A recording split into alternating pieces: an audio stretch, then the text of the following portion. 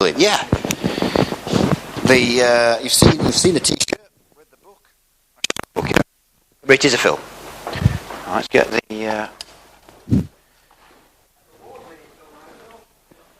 Yes, it won at a festival.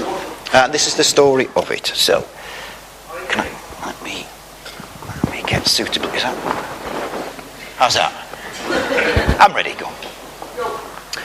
My daughter keeps two dwarf hamsters called Pixie and Tricky. Tricky is full of energy. He's curious about every corner of the cage, goes on the treadmill, stuffs his cheeks with food, and generally behaves like a hamster should. Pixie, on the other hand, is a bit lethargic and almost never goes on the treadmill. So my daughter got a bit worried about her and asked if she could take her to the vet. Okay, I said, if it makes you feel better. The vet found nothing physically wrong with Pixie, but agreed she wasn't behaving like a hamster should. She said that she knew a motivational squeaker called Mr. Hammy who could help Pixie. He had helped many hamsters to change for the better. An appointment with Mr. Hammy was expensive, more than the price of a new TV set even. But the happiness of my daughter is beyond all rational thought. So we booked an encounter with the renowned Mr. Hammy. He turned out to be an amusing hamster who had done some incredible things with his life. They were so incredible that it was difficult to imagine that he was really a hamster at all. He was very confident and very sure of what hamsters should be doing. The first thing he did was to reassure Pixie that she hadn't done anything wrong to be like she was. He told some inspiring stories of how he too had once been lethargic and limited in his ambitions before he turned his life around on the golden hamster wheel of opportunity. All she needed to do was to realise that there was another life that she could aspire to and so reach her full potential. If she worked hard enough, she could become something that he called a giant dwarf hamster. He gave Pixie a list of goals and targets to achieve, when to tidy her nest, how many revolutions to do on the wheel, that kind of thing. This was the start of her journey into inspirational quotes and allegorical stories. Mr. Hammy said, "Giant dwarf hamsters don't take no for an answer. They don't know the meaning of cards. They get things done. They fight their way to the top, despite all the negativity that they encounter around them. Giant dwarf hamsters rule the fucking world!" Pixie was amazed by all this attention being lavished upon her. No one had really bothered with her before, and she imagined that she was unimportant in the grand scheme of things. She actually became a bit more animated as a result.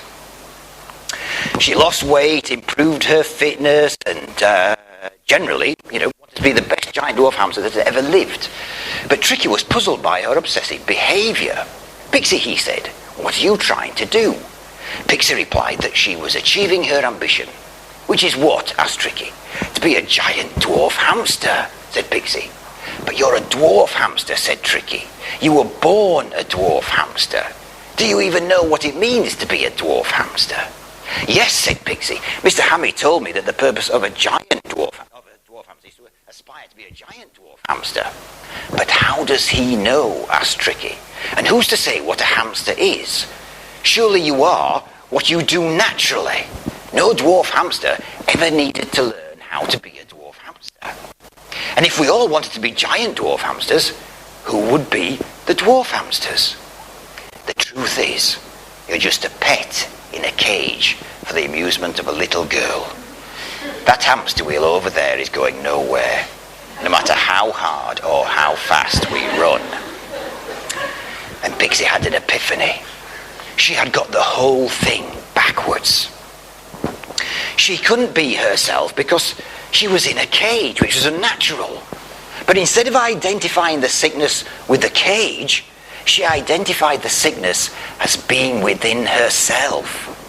She realized that the only true ambition to have is to be yourself and to live your life without any walls or bars. She and Tricky needed to be set free so they could run with real direction and purpose.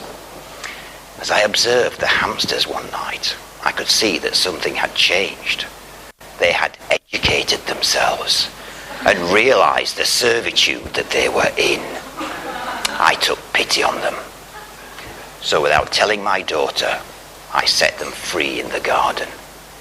for the first time in their lives, they could run in a direction that made absolute sense to them.